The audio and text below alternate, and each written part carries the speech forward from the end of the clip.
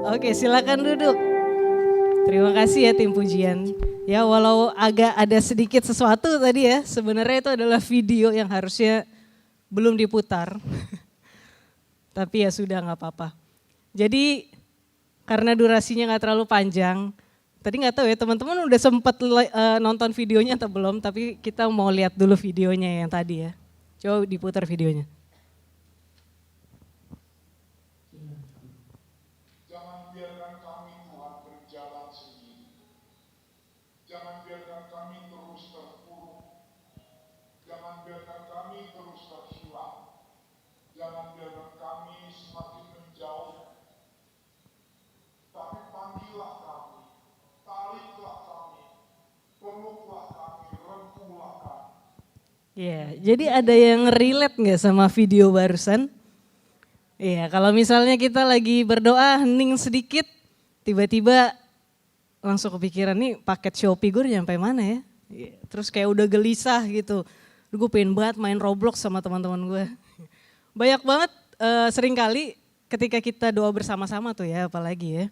Kayak tadi ada yang ikut doa Rosario ya, lumayan banyak ya tadi ya. Berhasil nggak dari awal sampai akhir itu Salam Maria dengan fokus finish strong nggak? Atau ada pikiran-pikiran yang masuk gitu? Atau siapa tahu tadi udah ada yang bahkan dapat jawaban, nanti pulang DF tuh bakal makan di mana ya? Saking banyaknya pikiran atau suara-suara yang masuk. Nah kalau misalnya kita lagi doa sama-sama, terus kita bukan kita gitu ya mimpin doa. Sebenarnya kita punya niat untuk berdoa. Tapi secara nggak langsung tuh ada aja gitu pikiran yang mengganggu kita. Nah teman-teman ada yang ngerasain itu? Ternyata agak silau ya bener ya, nggak bisa ngelihat di sini. Terus teman-teman ada di sini yang pernah ikut English Mass nggak? Kayaknya anak JSM agak cukup banyak ya, saya juga salah satunya. Selain karena jamnya enak gitu, jadi nggak harus bangun lebih pagi. Sama biasanya durasi itu agak-agak lebih cepat gitu. Nah biasanya tuh kalau misalnya Romo lagi sermon, pakai yang bahasa Indonesia aja misalnya. Biasanya di awal-awal masih enak gitu dengerin. Lama-lama di akhir-akhir ke belakang udah mulai nggak fokus lagi nih, apalagi jam-jamnya IM itu jam-jamnya lapar gitu ya. Pasti mikirin abis ini makan apa gitu kan, sama kayak di video yang tadi. Nah tapi saya yakin dan percaya dan saya berdoa semoga yang ada di ruangan ini semuanya setiap kali misa bisa fokus dari awal sampai akhir. Teman-teman bulan baru, kita udah nyampe di bulan Oktober. Kemarin saya sempat ngeliat story-nya teman kita Hedi ya, dia bilang bulan baru target baru. Ya, kalau misalnya di teman-teman sel saya tuh bilangnya ora et labora, ada gitu. Nah jadi bulan Oktober ini tema besarnya adalah louder. Dan di week pertama adalah louder than life. Nah louder itu tuh bahasa Indonesianya apa? Lebih keras ya, dan dia identik dengan suara. Jadi suara yang lebih keras daripada kehidupan. Kalau teman-teman lihat di depannya louder itu ada titik-titik. Nah kira-kira siapa atau apa nih yang sebenarnya suara lebih keras? Kalau saya tanya teman-teman, kira-kira di setiap harinya kita, suara apa atau suara siapa yang paling keras atau yang paling mendominasi di pikiran atau di hati kita? Apakah suaranya bos kita? Atau suaranya tadi ya bulan baru target baru? Atau suaranya mungkin korkel-korsel gitu ya, datang DF, datang misa, jangan lupa PP gitu. Atau yang paling sering mungkin ya suara-suara cicilan gitu. Nah jadi sebenarnya tapi teman-teman pasti tahu ya harusnya titik-titik itu jawabannya apa sih? Harusnya Yesus yang suaranya jauh lebih keras. Nggak cuma lebih keras ya tapi juga lebih jelas dan lebih berdampak dalam kehidupan kita. Nah kalau di situ ada kata life, itu adalah kehidupan, which is tim kreatif lebih menspesifikkan, di mana kita akan membahas tentang tekanan hidup. Yeah. Coba next. Nah ini saya perkenalkan, dia ini, nah ini akhirnya saya bisa ngelihat teman-teman. Ini namanya adalah si bundar gitu ya. Jadi di dalam setiap kehidupan kita, setiap hari pasti kita punya yang namanya tugas gitu ya. Ada yang namanya tuntutan hidup. Ya entah itu kewajiban atau apapun yang harus kita lakukan. Banyak aspek-aspek lah yang harus kita lakuin. Salah satunya si bundar ini gitu ya. Dia punya setiap harinya aspek-aspek kehidupan yang harus dilakuin gitu, yang harus dia jalanin. Salah satunya dia harus ngurusin keluarganya, Dia harus ngurusin pekerjaan, terus belum lagi dia harus jaga kesehatannya. Kayak sekarang kita harus rajin nge-gym gitu ya supaya kita jauh lebih sehat, bisa beraktivitas lebih lagi. Terus apa lagi? Belum lagi ngurusin pelayanan, komunitas gitu ya. Tapi di sini yang kita salut adalah si Bundar ini dengan segala kebisingan dari dunia, dia tuh masih tetap ingat untuk pegang firman Tuhan. At least pegang lah ya, udah ada niat sedikit. Tapi kalau kita lihat si Bundar ini tetap dia shaky gitu ya, kelihatan ya dia agak gemeteran. Dia tetap punya rasa cemas, rasa khawatir dengan setiap keberisikan gitu yang ada di sekelilingnya dia. Nah tapi at least kan dia itu mau coba punya niat gitu ya. Sama mungkin kita juga pernah gak sih kayak niatnya tuh sebenarnya pengen banget untuk berdoa, untuk baca firman Tuhan. Tapi kayak yang di video awal tadi tuh banyak gitu sesuatu yang mengganggu. Nah saya punya ilustrasi, saya udah mau panggil 3 teman saya untuk maju ke atas. Ya, jadi ini teman-teman sepantar saya, ya, at least sepantar tingginya. Jadi ceritanya nanti teman-teman ini tuh mewakili sebagai aspek kehidupan gitu ya. Jadi ada yang mewakili pekerjaan, komunitas dan keluarga. Terus saya ceritanya adalah kayak si Bundar gitu ya. Gue pingin baca firman Tuhan. Tapi yang terjadi tuh seringkali suara-suara yang di luar ini tuh selalu ngeganggu. Dan ini mau ada ilustrasinya. Kita ini gak pernah nyoba ya. Jadi kalau misalnya berhasil puji Tuhan. Kalau misalnya gak berhasil semoga teman-teman bisa menangkap apa yang saya mau ilustrasikan. Kita coba ya. 3, 2, 1. Besok belum kelar. Kalau telat bisa dimarahin atasan dong. Bagaimana? Bingung gak mau denger yang mana. Coba sekali lagi. Gak tahu sih di audiens suaranya balance semua atau enggak. Tapi intinya ya kita coba ya. 3, 2, 1. Deadline besok belum kelar. Kalau misalnya telat bisa dimarahin atasan. Ya terima kasih ya teman-teman sudah membantu. Walaupun gak tahu berhasil atau enggak ya. Tapi makasih Tuhan memberkati. Kira-kira berhasil, iya benar, kira-kira berhasil nggak? Nangkep kan ya apa yang kira-kira saya mau ilustrasikan. Ada yang pernah ada di momen ini nggak? Karena saya nggak tahu ya berapa banyak yang pernah ada di momen ini. Kalau secara pribadi, saya cukup sering ada di momen ini gitu. Ketika saya mau doa, mau baca firman, bahkan nggak cuma itu aja. Ketika saya lagi ngobrol sama orang, terus apalagi orangnya kalau udah bicaranya agak panjang gitu ya, udah pasti akan ada hal-hal lain yang merasuki pikiran gitu, mengganggu. Nah, itu yang namanya aspek-aspek kehidupan yang sometimes mengganggu kita gitu. Sebenarnya kita sebagai manusia yang hidup di dunia ini, kita semua tuh punya tugas dalam keseharian kita. Gak cuma kita yang udah dewasa. Mungkin anak-anaknya teman-teman bapak ibu gitu ya yang masih kecil-kecil atau adik-adik kita yang masih sekolah, masih kuliah gitu. Itu mereka juga punya yang namanya tuntutan dasar. Jadi setiap mereka juga punya yang namanya harus ngerjain tugas, harus pergi ke sekolah, harus ngeles, harus menjalankan harapan-harapan orang tua. Jadi ada tuntutan dasar mereka. Cuman mungkin bedanya skalanya ya masih lebih kecil lah. Setiap tuntutan dan juga tanggung jawabnya. Nah beda dengan kita yang udah semakin dewasa, ya pasti tuntutannya akan jauh lebih banyak dan tanggung jawabnya lebih besar. Dulu pas generasi saya pernah ada iklan susu, tagline-nya gini, tumbuh besar itu enak kan? Ada yang tahu nggak? Kayaknya generasi saya terlalu muda ya. Ya tumbuh besar itu enak atau enggak? Ya dijawab sendiri aja. Ya jadi sebenarnya tuntutan itu kan semuanya ada. Nah apalagi untuk teman-teman yang sudah berkeluarga. Wah pasti ya tuntutannya lebih banyak dan tanggung jawabnya lebih besar.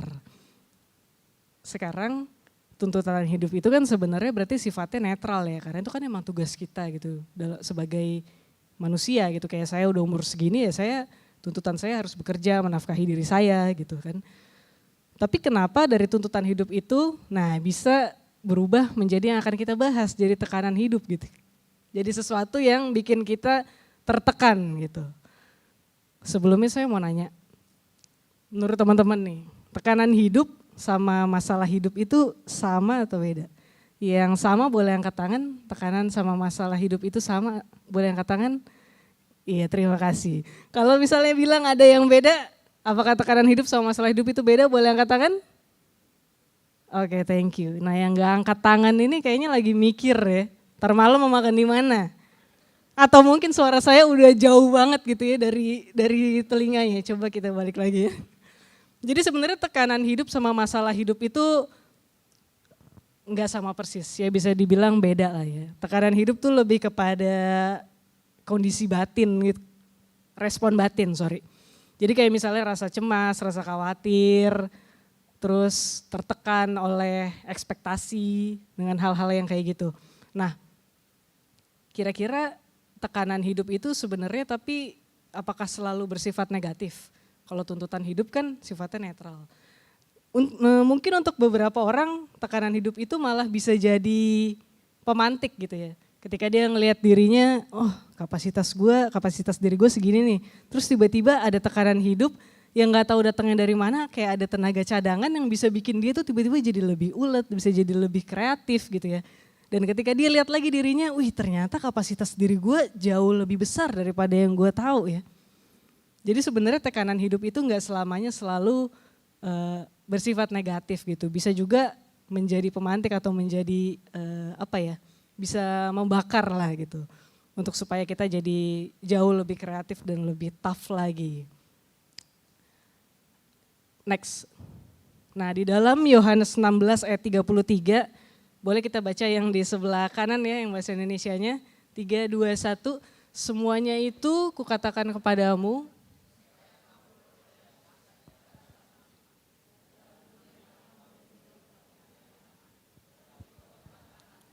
Aku telah mengalahkan dunia. Nah kalau teman-teman lihat yang di sebelah sini adalah bahasa Bugis ya, bukan bahasa Inggris. Sebenarnya saya di sini cuma mau meng-highlight yang di bagian in this world you will have trouble. Sebenarnya kalau bahasa Indonesia kan menderita penganiayaan. Sebenarnya itu karena pemakaian kata tapi somehow bisa pemaknaannya agak sedikit berbeda. Kalau yang di trouble itu di bahasa Yunani itu ada artinya thlipsis gitu ya. Jadi yang salah satu arti bahasa Indonesianya adalah tekanan. Jadi dalam dunia kamu diizinkan untuk menghadapi tekanan, tapi kuatkanlah hatimu karena aku telah mengalahkan dunia. Kenapa sih dari tadi saya kayak menekankan banget si tekanan itu, karena saya mau ngasih tahu yang kita bahas malam hari ini tuh masih levelnya masih di tengah-tengah. Kalau tadi ada tuntutan hidup levelnya masih di bawah gitu ya. Karena dia sifatnya netral dan ini tekanan hidup kayak agak sedikit di atasnya gitu sedikit. Nah di atasnya tekanan hidup tuh sebenarnya ada lagi yaitu ya yang ekstrim-ekstrim ya, masalah hidup, badai-badai hidup. Nah kita nggak nyampe ke situ, itu nanti akan dibawakan oleh pewarta yang sudah melewati badai bergelora. Jadi kita cuma sampai di tekanan. Nah teman-teman pernah nggak sadar kapan sih dari tuntutan hidup itu bisa membuat kita malah jadi tertekan dan punya beban gitu, jadi ada tekanan hidup. Sebenarnya mungkin banyak ya faktor yang bisa mempengaruhi hal itu. Tapi di sini saya akan bagikan 3 poin aja. Boleh next. Jadi kita bisa kayak tahu kenapa sih tiba-tiba berubah nih dari yang sebelumnya cuma tugas-tugas, kok gue jadi ngerasa tertekan ya. Nah yang pertama kalau teman-teman lihat itu ada logonya Superman. Superman itu identik dengan kesempurnaan lah. Ketika kita mau menjadi perfect man, segala sesuatunya harus punya hasil dan juga proses yang sempurna. Ya sebenarnya bagus sih ya, apalagi kalau misalnya bos tuh paling seneng kalau misalnya karyawannya bisa menyelesaikan semuanya dengan sempurna tanpa cacat. Tapi masalahnya adalah itu tadi kalimat yang terakhirnya, tanpa ruang gagal. Nah ketika kita udah masukin mindset, kita melakukan segala sesuatu tuh nggak boleh ada kata gagal. Nah itu yang membuat kita semakin tertekan. Kayak misalnya ada bos saya gitu ya ngasih target di tanggal 25 harus mencapai target sekian. Nah pas lagi ngejalaninnya aja udah tahu nih bahwa kayaknya nggak bisa nih. Dan bener di tanggal 25 nggak bisa. Dan karena kita udah put mindset itu di dalam otak kita, ketika kita nggak bisa kita langsung melabeli atau mencap diri kita sebagai wah gue nih karyawan yang gagal gitu ya, langsung ngedown. Atau untuk teman-teman yang punya anak gitu ya, kayak anaknya ngasih nilai misalnya nilai ujian, nilai tugas gitu. Dan nilainya ternyata nggak sesuai ekspektasi, anggap aja jelek lah. Terus kita langsung mencap bahwa diri kita itu wah kita nih gagal nih sebagai orang tua, kenapa nggak bisa buat anak kita tuh bagus juga di bidang akademis. Atau misalnya kita udah kerja mati-matian, habis itu kita ngeliat sosial media teman kita gitu ya. wah dia bisa ngajak orang tuanya kemana-mana. Sedangkan kita kerja udah empot-empotan sampai detik ini masih belum bisa ngajak orang tua kita liburan, jalan-jalan. Dan saat itu kita down lagi dan langsung melabeli diri kita adalah anak yang gagal. Nah jadi somehow perfect man itu ya kita harus pintar-pintar menaruhnya lah. Kalau enggak kita akan menjadi sangat terbeban menjalani tugas-tugas kita. Yang kedua adalah overload mode. Di sini masih ada kayaknya teman-teman yang sekolah, kuliah gitu ya. Pernah gak sih guru atau dosen-dosen kalian kayak bilang, besok kumpulin tugas. Oh jangan tugas deh. Besok kalian presentasi ya. Baru dengar kata presentasi aja itu udah sangat mencekam bagi sebagian orang gitu ya. Udah langsung cemas, khawatir. Apalagi deadline-nya langsung besok gitu. Udah deadline-nya mepet, kita belum bikin materi, banyak ilmu-ilmu yang belum kita juga tahu gitu. Jadi itu bikin kita semakin tertekan. Atau juga untuk kita yang bekerja, kayak tadi ya, pasti ada kalau di kantor di set target lah gitu. Ber-MM, pas dibagi-bagi per bulan, per hari, wah kayaknya berat banget. Udah berat, tim kita dikurangin juga. Nah terus lagi budget perusahaan dipotong juga gitu kan. Jadi kita ngelihat bahwa tuntutannya itu kayak jauh lebih besar daripada kemampuan yang kita punya gitu. Jadi kita akhirnya kewalahan. Poin yang ketiga adalah low battery soul. Itu apa ya, baterainya udah mau habis. Ketika istirahat, doa, datang ke persekutuan doa, itu kita abaikan, secara nggak langsung tuh kita sebenarnya sedang menggunakan kekuatan diri kita gitu ya. Sedangkan saya yakin teman-teman Bapak Ibu yang ada di tempat ini tahu bahwa manusia itu kekuatannya terbatas. Di dalam Yohanes 15 ayat 5 itu dikatakan, akulah pokok anggur dan kamu rantingnya. Barang siapa tinggal dalam aku tinggal dalam dia, maka ia akan berbuah banyak. Di luar aku, di luar Yesus, kamu tidak dapat berbuat apa-apa. Ya mungkin, tapi terkadang kita suka lupa atau nggak tahu gitu ya. Tapi sekarang jadi tahu bahwa manusia itu kekuatannya terbatas gitu. Tapi kita kadang gitu ya, deny. Karena kita ngelihat di dunia ini, ya kita ngelihat fisik kita setiap hari, yang ngerjain itu siapa? Ya kita. Sekarang kita nggak ngelihat Yesus gitu. Lihat nggak Yesus secara physically di sini? Enggak, kita cuma ngelihat kayak semuanya manusia sampai pada akhirnya kita lupa gitu ya. Bahwa sebenarnya kita punya Tuhan yang bisa kita andalkan, yang bisa kita jadikan tempat pengharapan dan pertolongan. Nah, jadi sebenarnya kita membutuhkan yang namanya ya doa dan lain-lain gitu ya. Yaitu nanti akan ada di slide setelahnya. Jadi dengan kita lupa gitu bahwa kita punya Tuhan, kita terlalu mengandalkan diri sendiri sampai nggak apa-apa deh gue lembur, nggak apa-apa deh gue nggak tidur. Gak usah lah gue berdoa, gak usah lah gue pergi ke DF, buang-buang waktu gitu ya. Yang paling parah lagi ya gak punya at least sedikit aja waktu gitu buat berkomunikasi sama Tuhan gitu. Karena kita udah saking sibuknya dan saking padatnya gitu untuk mengurusi hal-hal dunia. Next. Nah ini ada yang tahu kisah di Getsemani, kita baca sedikit ya teman-teman ya. Di Matius 26 ayat 36 sampai 44 aja, tolong ya tim Mulmet. Saya baca ganjil, teman-teman baca yang genap ya. Ya boleh ya teman-teman duluan ya, 3, 2, 1. Maka sampailah.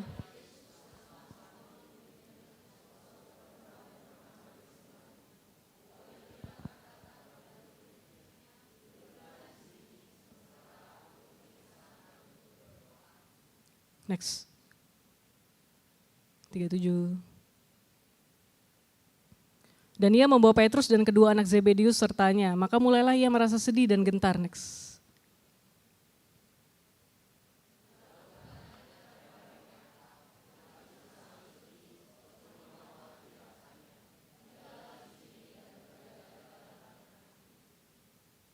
Maka ia maju sedikit lalu sujud dan berdoa katanya, ya Bapakku jikalau sekiranya mungkin biarlah cawan ini lalu daripadaku.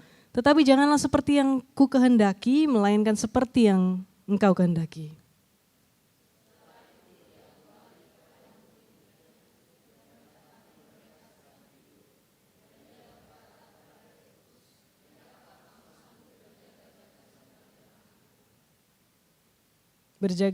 Berjaga-jagalah dan berdoalah supaya kamu jangan jatuh ke dalam pencobaan. Roh memang penurut tetapi daging lemah.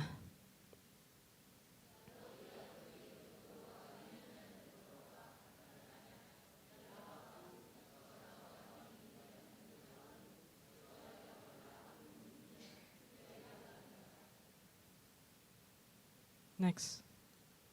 Dan ketika ia kembali pula, ia mendapati mereka sedang tidur sebab mata mereka sudah berat. 44.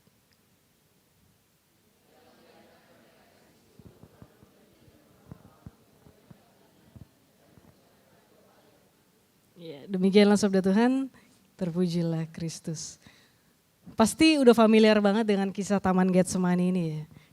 Kisah ini tuh mengingatkan dan menyadarkan kita gitu ya, kalau teman-teman fokus membaca, ternyata Tuhan itu pernah mengalami sebuah tekanan dan tekanan yang terberat gitu di dalam kehidupannya. Jadi Yesus itu kan 100% Allah, dia juga 100% manusia. Ketika Yesus datang diutus ke dunia untuk jadi manusia, dia pun juga sama kayak kita. Dia punya yang namanya tugas, dia punya tuntutan-tuntutan hidup gitu ya. That's why dia pergi cari murid-murid, dia pergi mengajar, memberitakan Injil, dia membuat mujizat, melakukan penyembuhan. Nah itu karena dia punya tugas-tugas dan tugas akhirnya itu adalah dia harusnya menebus dosa umat manusia. Dan tadi kita baca Yesus pergi ke Taman Getsemani ngapain? Bukan buat garden party ya. Dia pergi ke sana untuk berdoa sama Bapaknya. Karena apa? Saat itu dia tahu bahwa dia akan menjalani kisah sengsara. Terus kayak kita bilang ya kan sebenarnya Yesus tahu ya dia bakal menjalani kisah sengsara, terus emang kenapa gitu. Ya dia emang tahu gitu, tapi Yesus pun juga tahu di dalam isinya kisah sengsara tuh apaan gitu. Ada Yesus disiksa, dia bakal disalib, kan rasanya kita aja nonton Passion of the Christ aja kan kayak takut-takut gitu ya. Apalagi nih Yesus yang bakal menjalani hal itu gitu. Dia pun juga takut banget, kalau teman-teman nonton tuh lebih kelihatan lagi gitu ya ekspresinya betapa takutnya. Bahkan di kitab Lukas juga dikasih tahu gitu bahwa peluhnya sampai seperti titik darah. Saking Yesus betapa takutnya. Nah dia tadi sampai mana ya? Oh Yesus di Taman Getsemani. Ya jadi dia sampai bilang sama Bapaknya gitu kan, dia takut. Tapi yang Yesus lakukan adalah dia datang sama Bapaknya dan dia mau menyerahkan setiap ketakutannya sama Bapaknya. Sampai tadi dia bilang kan, saking takutnya dia juga bilang gitu, Bapak kalau boleh cawan ini berlalu daripadaku, tapi bukan kehendakku melainkan kehendakmu yang terjadi. Yesus ini bisa jadi perfect role model buat kita gitu ya. Apa tuh bahasa Indonesianya? Teladan yang sempurna buat kita. Nah apa yang bisa kita ambil? Aksi apa yang bisa kita lakukan dari kisahnya Yesus yang dia udah menderita tekanan terberat di dalam hidupnya, kira-kira Yesus tuh melakukan apa sih sampai dia bisa akhirnya mau menjalani semuanya. Nah ini akan ada 3 lagi, namanya 3A's gitu ya. Kenapa? Karena 3A, langkah-langkah yang bisa kita jalanin, karena huruf depannya A semua. Yang pertama adalah next. Yang bisa kita lakuin pertama kali adalah accept your current condition. Itu setiap ayat-ayatnya itu ayat-ayat yang tadi kita baca ya di Matius Getsemani itu. Jadi menerima kondisi diri kita kayak Yesus, dia menerima kondisinya sebagai manusia. Nah menerima, sometimes dalam tahap hidup kita nggak sesuai dengan ekspektasi. Umur kesekian, karir masih gitu-gitu aja, gaji masih pas-pasan, belum ada pasangan. Sometimes godaan terbesar manusia itu adalah ketika kita membandingkan diri kita dengan teman-teman kita yang dalam tanda kutip udah sampai duluan gitu. Nah, menerima di sini itu bukan berarti kita nggak berusaha, bukan cuma pasrah dan tanpa usaha, tetapi menerima di sini itu lebih kepada mengakui realitas keadaan apa adanya. Kita mau mengakui realitas kemampuan kita saat ini. Kita mau mengakui realitas situasi keluarganya kita saat ini. Kita mau mengakui realitas bahwa ya peluang saya saat ini seperti itu. Terkadang penderitaan itu ada bukan karena suatu keadaan, tapi ketika kita menolak kenyataan. Jadi istilahnya kayak kita tuh terus-terusan berperang melawan situasi yang sebenarnya ya seperti itu adanya. Sama kayak Yesus gitu ya, dia mau menerima kondisinya sebagai manusia. Kan tadi udah dibilang sebenarnya Yesus itu juga 100% Allah. Bisa aja pas dia mau dipaku tiba-tiba dia ngilang gitu, tiba-tiba dia terbang, ya bisa aja gitu kan. Tapi dia mau terima kondisinya seperti bahwa dia adalah manusia saat itu. Dan sebagai manusia dia harus menghadapi dan menjalani hal itu gitu ya. Sampai akhirnya dia bisa menebus setiap dosa kita. Jadi penerimaan itu bukan kelemahan, tetapi itulah kekuatan sejati. Yang kedua adalah activate the noise cancelling. Nah tadi di Matius 26 ayat 36 tuh pas Yesus ngajak murid-muridnya pergi ke Taman Getsemani, terus dia bilang duduklah di sini, aku mau pergi berdoa kepada Bapakku. Dia bukan mencari kebahagiaan sesaat gitu ya, makanya dia enggak garden party. Jadi teman-teman tahu yang namanya earphone ya. Di beberapa earphone itu ada yang namanya fitur noise cancelling. Jadi kalau misalnya kita pakai dan kita aktifin, kita udah nggak bisa dengar suara di sekeliling kita. Nah, jadi yang kita bisa dengar itu cuman suara yang mau kita dengar aja di situ. Tapi ketika kita offin, kita nonaktifin si noise cancellingnya, kita bisa lagi tuh ngedengar suara yang ada di sekeliling kita. Jadi bukan kita yang mematikan suara di sekeliling, tapi kita yang mengaktifkan si fitur noise cancelling dari earphone tersebut. Sama halnya dengan kehidupan kita nggak bisa mematikan suara dunia di sekitar kita gitu ya. Dia tetap aja ada 24 jam, as long as we live gitu, dia akan tetap terdengar. Tapi apa yang bisa kita lakukan adalah kita bisa menyalakan fitur noise cancelling, yaitu dengan apa? Berdoa. Jadi dengan berdoa, noise cancellingnya itu berupa kedamaian, berupa ketenangan. Dan di sini berdoa itu bukan selalu tentang mencari sebuah jawaban gitu ya. Karena kan kita hidup itu maraton, nggak sprint gitu ya, panjang. Jadi nggak selalu kita langsung jawabannya saat itu juga. Kita butuh proses, dan dalam proses itu kita membutuhkan yang namanya kedamaian, ketenangan supaya kita bisa berpikir lebih jernih gitu untuk bisa melangkah ke langkah-langkah selanjutnya. Gimana tapi Sal kalau misalnya gue berdoa kayak tadi di video atau kayak di ilustrasi tadi banyak banget suara-suara yang mengganggu gitu ya. Nah itu sama juga tuh, saya juga kurang lebih seperti itu. Jadi saya bisa mau kasih tahu sedikit tipsnya, saya bersyukur bisa ada di komunitas JSM. Ya mungkin terdengar seperti promosi tapi nggak apa-apa. Tapi itu adalah pengalaman pribadi saya di mana komunitas JSM itu kan biasanya komunitas pujian dan penyembahan. Nah di situ ketika pujian penyembahan ini saya jadikan doa saya fokus sama lirik-liriknya yang saya jadikan doa. Nah itu bisa membantu saya untuk lebih cepat in gitu. Tapi ini mungkin nggak semuanya, tapi bisa dicoba untuk teman-teman yang mungkin agak susah fokus gitu ya. Bisa coba dilakukan dulu dengan pujian dan penyembahan sehingga kita masuk ke baca firman, doa dan doa syafaat dan lain-lainnya bisa lebih in gitu. Kemudian yang ketiga adalah advance in obedience. Nah ini adalah melangkah dengan ketaatan, melangkah dengan tindakan iman. Kalau tadi Yesus abis dia menerima kondisinya sebagai manusia, terus dia datang ke Bapaknya gitu ya, dan dia mendapatkan kekuatan, dia nggak berhenti sampai di situ. Di ayat selanjutnya sebenarnya tadi ada bahwa Yesus bangkit dan maju. Buat ngapain? Buat dia menghadapi prajurit yang hendak menangkapnya gitu. Jadi Yesus nggak berhenti, nggak stop sampai di situ atau dia nggak lari gitu ya, dia menghadapi. Obedience itu kayak maju selangkah demi selangkah walaupun sebenarnya hidup masih terasa berat gitu.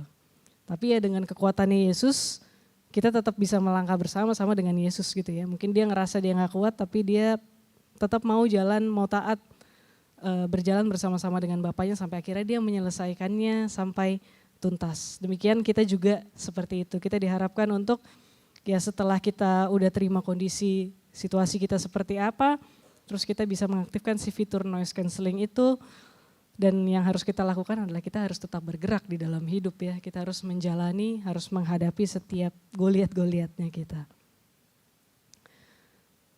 Oke, next. Jadi ini udah sampai kesimpulan ya, bahwa Yesus itu seharusnya suaranya jauh lebih keras, gak cuma lebih keras tapi lebih jelas dan lebih berdampak gitu dibanding setiap tekanan-tekanan kehidupannya kita.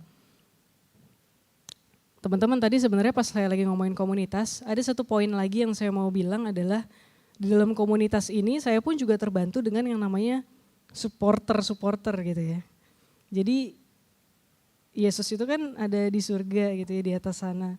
Dan dia tuh sebenarnya butuh yang namanya perpanjangan tangan di dunia ini. Dan siapakah itu? Yaitu adalah orang-orang di sekitar kita gitu. Dan kita pun juga bisa jadi salah satunya. Dan di dalam komunitas ini saya juga berjalan nggak sendirian jadinya. Banyak orang-orang yang mensupport gitu ya. Jadi itulah betapa pentingnya juga kita berada di dalam komunitas rohani yang benar. Nah, kalau tadi suara-suara Yesus itu yang harus jauh lebih keras, sebenarnya karena apa? Karena sebenarnya yang kita butuhkan di dalam kehidupan ini kan adalah kedamaian dan ketenangan. Dan ini Yesus juga udah bilang bahwa damai sejahtera aku tinggalkan bagimu, damai sejahteraku kuberikan kepadamu. Dan apa yang kuberikan tidak seperti yang diberikan oleh dunia kepadamu. Janganlah gelisah dan gentar hatimu. Jadi kalau misalnya teman-teman cuman sekedar mencari kebahagiaan sesaat yang bisa dunia berikan, ya go ahead. Tapi kalau teman-teman masih mau menjalani kehidupan di dalam dunia ini dengan penuh rasa damai dan penuh rasa ketenangan, cuman Yesus satu-satunya yang bisa kita cari dan bisa kita pegang. Teman-teman, saya udah selesai, tapi ada titipan dari tim kreatif ministry. Jadi kan tadi saya udah bilang ya kalau kita mau jadi perpanjangan tangannya Tuhan juga di dunia, karena tadi kita juga udah denger gitu ya. Nah, jadi teman-teman tim CM ini mau keluarin HP-nya teman-teman untuk ngapain? Untuk buka WhatsApp-nya. Bukan untuk ngechat, tapi untuk voice note. Yeah. Lebih mencekam lagi enggak? Jadi mungkin di sekeliling teman-teman, entah itu saudara, teman atau siapapun, kerabat, teman arisan, teman padel yang mungkin masih lagi kelihatan saat ini sedang lelah gitu. Dia kayak lagi banyak tekanan dalam kehidupannya. Kita mau coba jadi perpanjangan tangannya Tuhan, cuman mau menyemangati dia aja. As simple as bilang, semangat ya. Atau mau bilang, gue doain lu ya. Semoga lu bisa kuat menjalani musim kehidupan ini. Ya paling nanti mereka bingung gitu ya. Kenapa lu nanti setelah DF baru dibales lagi. Jadi ceritanya ya, walaupun mungkin saat ini tekanan kita lagi berat, tuntutan hidup kita lagi banyak. Tapi Tuhan mau bahwa kita juga tetap bisa jadi berkat bagi sesama kita. Saya kasih waktu 2 menit ya. Kalau yang misalnya malu mau voice note boleh nunduk aja gitu. Kalau boleh dilakuin ya. 1 orang aja. Cukup 1 orang aja. Voice note ke orang yang mungkin teman-teman tahu gitu dia butuh cuman kata-kata semangat ya. Nggak harus di ruangan ini ya. Kalau bisa di luar ruangan inilah. Sama tim pujian boleh naik. Saya kasih waktu 2 menit ya.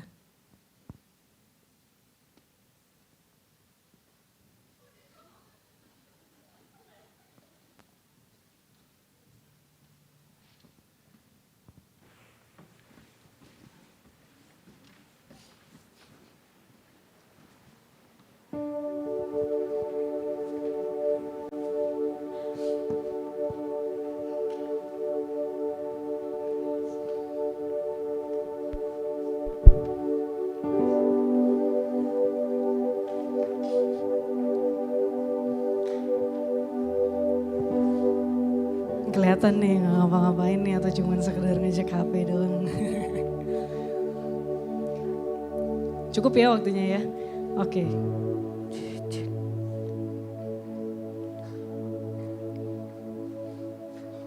Teman-teman, saya mau ngajak kita untuk bangkit berdiri. Kita mau menyanyikan sebuah lagu yang sebenarnya udah familiar banget ya. Mungkin teman-teman gak perlu lirik juga bisa. Judulnya Tuhan yang Besar. Jadi kalau tadi kita sudah diingatkan bahwa kita harus selalu buat suaranya Yesus jauh lebih keras dari apapun itu. Saat ini kita mau menanggapi itu dengan memperkatakan setiap iman kita bahwa kita punya Tuhan yang besar. Walaupun mungkin di depan sana masih banyak tugas-tugasnya kita, masih akan banyak kesesakan yang kita lalui, tapi kita mau percaya bahwa Yesus yang menggenggam hidup kita. Buat teman-teman juga yang mungkin agak sulit fokus berdoa, nah ini saatnya kita coba praktekin gitu ya, untuk bisa menaikkan pujian dan penyembahan. Kalau yang tahu liriknya, gak usah ngeliat teksnya, kita merem aja nyanyiin lagu ini.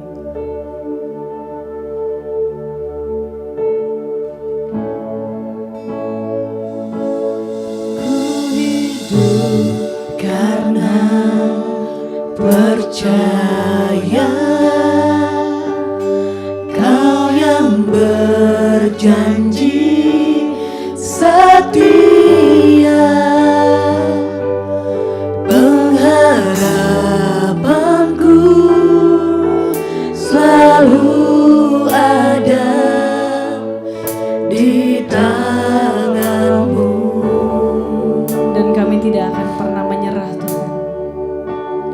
Ku tidak akan menyerah meski dalam kesesakan.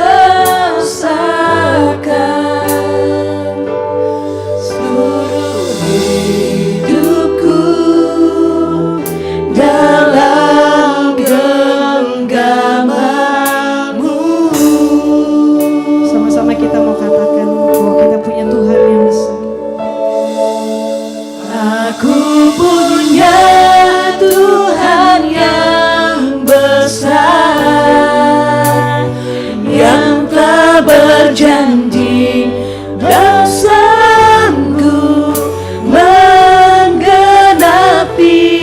Imanku bersepakat, percaya kuasa-Nya. Demi Tuhan kami siap terima. Ku terima sekarang kemenangan dari-Mu.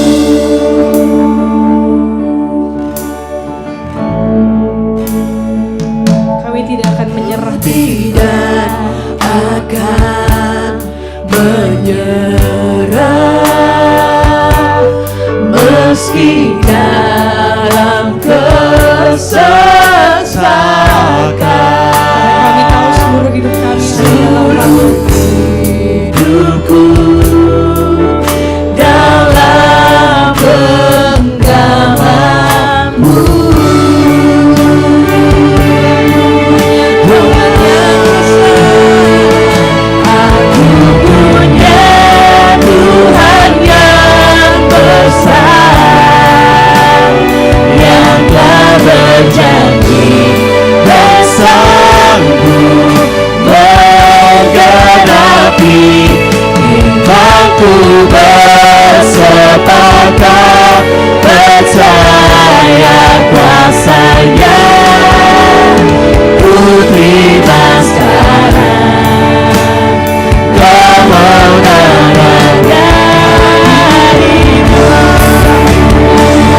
Aku punya Tuhan yang besar, yang telah berjanji dan sanggup menggenapi. Imanku bersepakat, percaya kuasa-Nya. Ku terima sekarang kemenangan dari-Mu. Ku terima sekarang kemenangan dari-Mu. Ku terima sekarang kemenangan dari-Mu.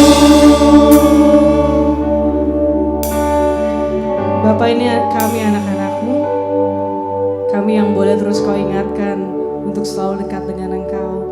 Kami yang Kau ingatkan bahwa setiap kekuatan kami hanya boleh datang daripada-Mu saja.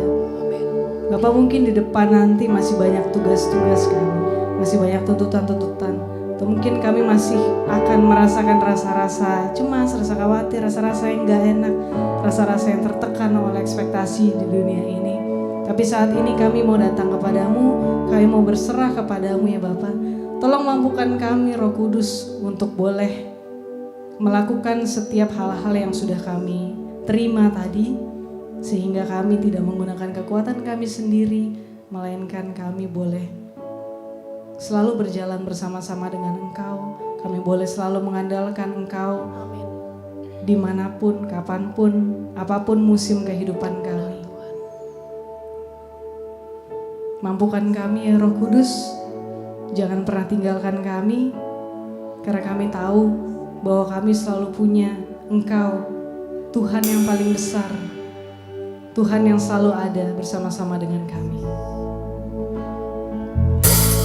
Aku punya Tuhan yang besar, yang telah berjanji tak sanggup menggenapi imanku bersepakat percaya kuasanya. Ku terima sekarang kemenangan darimu. Kami mau terima saat ini Tuhan. Ku terima sekarang kemenangan darimu. Beri sorak-sorak yang terbaik buat Tuhan kita. Terima kasih Yesus. Terima kasih Roh Kudus. Kami percaya saat ini kami telah menerima kemenangan daripadamu. Engkau yang telah menuntun kami dalam setiap langkah hidup kami. Engkau yang memampukan kami. Engkau yang mengajarkan kami hari demi hari untuk mengenal Engkau. Khususnya melalui pujian dan penyembahan. Khususnya melalui komunitas ini. Terima kasih Tuhan Yesus yang sangat baik. Kami bersyukur padamu untuk kasih-Mu. Bapa yang maha baik, saat ini kami juga rindu untuk membawa saudari kami Marcella ke dalam tangan kasih-Mu. Kiranya Engkau berkati dia, Engkau melimpahkan bagi dia rahmat-Mu, Engkau memberikan dia hikmat-Mu untuk semakin hari dapat melayani Engkau lebih lagi. Berkati kesehatannya, berkati keluarganya, dan dimanapun Engkau tempatkan dia dapat menjadi berkat bagi orang-orang di sekelilingnya. Bapa yang maha baik, saat ini kami juga rindu untuk belajar lebih mengasihi Engkau. Dengan setiap apa yang ingin kami berikan kepadamu, kiranya untuk setiap persembahan ini dapat berguna untuk memuliakan Engkau, dapat membangun gerejamu, dan kami rindu untuk belajar mengasihi Engkau melalui persembahan kami. Terima kasih Bapa yang baik, dan segala pujian dan biarlah segala kemuliaan hanya bagi nama-Mu, hanya dalam nama Yesus Kristus Tuhan dan Juru Selamat kami. Amin. Silakan duduk dalam hadirat Tuhan. Kita mempersiapkan persembahan yang terbaik kita. Setiap yang diberkati Tuhan, berikan kemuliaan buat Tuhan kita yuk. Lebih besar lagi. Yes, karena tadi firman-Nya, renungannya sungguh mengena ya, apalagi yang sudah habis closing kemarin, masuk ke Oktober yang baru. Jadi beberapa poin yang tadi saya mau ulang lagi, bagaimana kita bisa fokus mendengarkan suara Tuhan, bagaimana kita bisa louder than life. Ya, pertama tadi kita bisa menerima kondisi kita, penerimaan bukan kelemahan tetapi merupakan kekuatan sejati. Yang kedua, mengaktifkan noise cancellingnya kita, yaitu kita pujian penyembahan saat teduh, karena doa itu bukan selalu soal jawaban, tetapi bagaimana kita mau datang ke hadirat Tuhan dan advance in obedience. Oke? Saya yakin dan percaya jadi suatu kekuatan kita untuk melangkah di dalam bulan Oktober ini. Dan dari tema yang baru kita louder, dan hari ini adalah louder than life. Dan setiap persembahan hari ini, teman-teman silakan membagikan di kantong persembahan yang sedang beredar ataupun melalui QR code yang ada di layar dengan nomor rekening yang ada tertera 290 212 3777. Oke, jadi sekali lagi 290 212 3777. Oke, sampai mana persembahannya? Sudah semua? Oke, next week kita akan berkumpul kembali, tentunya tidak di tempat ini. Kita kembali ke rumah kita di Aula Gereja Gotong-Gotong jam 7 dengan tema yang besar yaitu louder. Tema khusus untuk hari Rabu minggu depan, yaitu Louder Than Words. Hari ini Louder Than Life, minggu depan Louder Than Words. Dan dengan hamba Tuhan yang luar biasa dipakai Tuhan dari Surabaya, Ko Michael Santoso. Jadi jangan lupa untuk hadir teman-teman. Kita penuhi gotong-gotong, oke? Membawa wajah-wajah baru, tempat di gotong-gotong nanti. Dan ada JSM Kids, oke? Jadi teman-teman Pak Sutri yang punya anak-anak, silakan membawa anak-anaknya. Kita memuji penyembah Tuhan, mendengarkan firman Tuhan di lantai 2. Anak-anak pun juga memuji menyembah Tuhan di JSM Kids. Oke.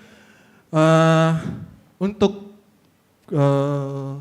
DF yang lebih baik, kita membutuhkan suara dari teman-teman, dari Bapak Ibu Saudara-saudari terkasih. Silakan memberikan surveinya dengan scan QR code yang ada di sini.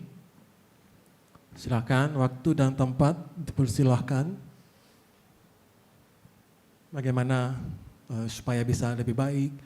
Apakah yang harus disiapkan tim DF? Apakah konsumsi kah? Supaya tidak dingin-dingin ada makanan. Maaf ya, sila ya.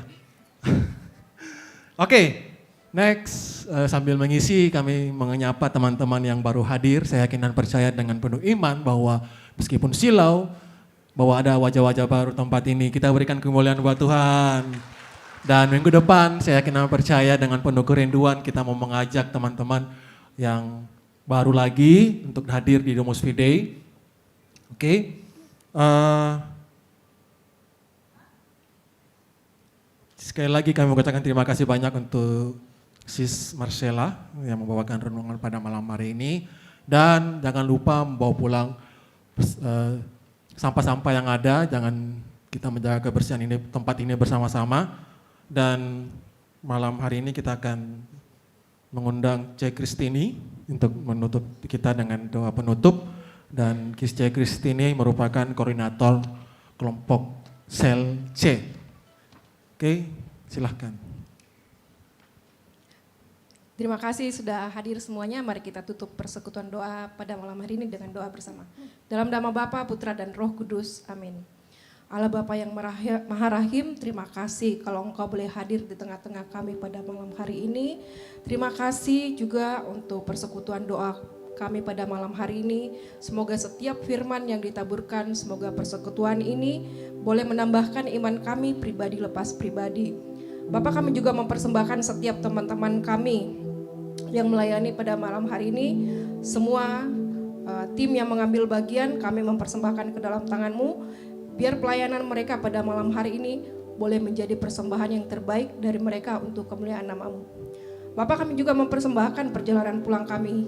Tutup bungkus kami sehingga kami boleh tiba di rumah tanpa kekurangan satu apapun. Biar damai sukacitamu yang boleh menyertai kami. Bapak, ini doa kami yang tidak sempurna dan kami mau sempurnakan dengan doa yang Kau ajarkan kepada kami. Bapak kami yang ada di surga, dimuliakanlah nama-Mu, datanglah kerajaan-Mu, jadilah kehendak-Mu di atas bumi seperti di dalam surga. Berilah kami rezeki pada hari ini, dan ampunilah kesalahan kami, seperti kami pun mengampuni yang bersalah pada kami. Dan jangan masukkan kami ke dalam pencobaan, tetapi bebaskanlah kami dari yang jahat. Amin. Bunda Maria, terimalah salam kami. Salam Maria, penuh rahmat, Tuhan sertamu. Terpujilah Engkau di antara wanita, dan terpujilah Tuhan Yesus. Santa Maria, Bunda Allah, doakanlah kami yang berdosa ini, sekarang dan waktu kami mati. Amin. Kemuliaan kepada Bapa dan Putra dan Roh Kudus, seperti pada permulaan, sekarang, selalu, dan sepanjang segala abad. Dalam nama Bapa, Putra, dan Roh Kudus. Amin. Puji nama Tuhan. Saya undang kita semua kembali bangkit berdiri. Kita membawa satu pujian penutup ini. Dingin ya, kita bergerak-gerak buat Tuhan ya. Kita bawa pulang selengkap senjata Allah.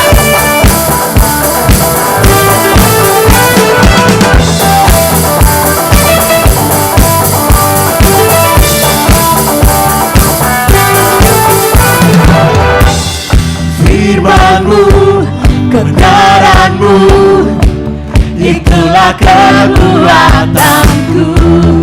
Iman dan keadilan menjadi perlindunganku. Ku tahu lawanku tak berkuasa atasku. Di dalam namamu ku pegang kemenangan. Sama-sama lompatnya. Sebab itu ambillah senjata Allah di dalam pertolongannya. Katakan, aku injak-injak bibir di kakiku di dalam pertolongannya. Sebab itu ambillah senjata Allah di dalam pertolongannya. Dan aku injak-injak bibir di kakiku di dalam pertolongannya. Selamat semua, sampai jumpa di Domus Biden minggu depan.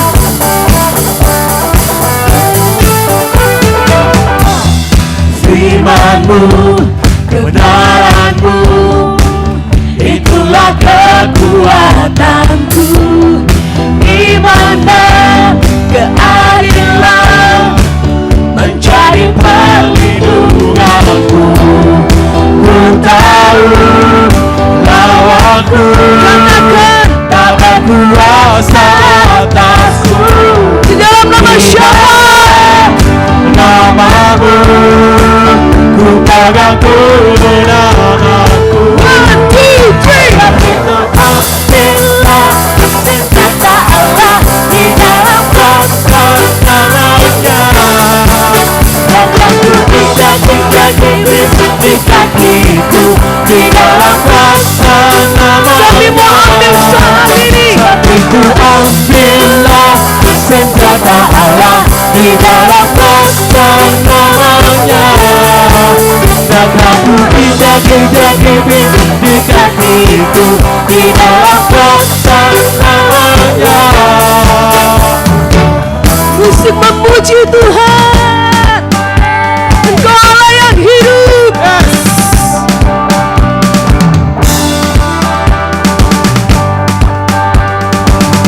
Kita mau lompat sama-sama ya.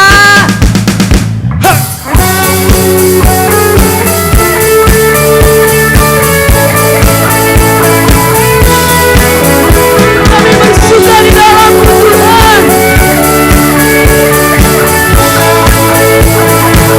Sama-sama. Ambillah senjata Allah di dalam pertolongannya. Jangan ku injak-injak iblis di kakiku di dalam pertolongannya. Sebab itu ambillah senjata Allah di dalam pertolongannya. Takkan ku injak-injak iblis di kakiku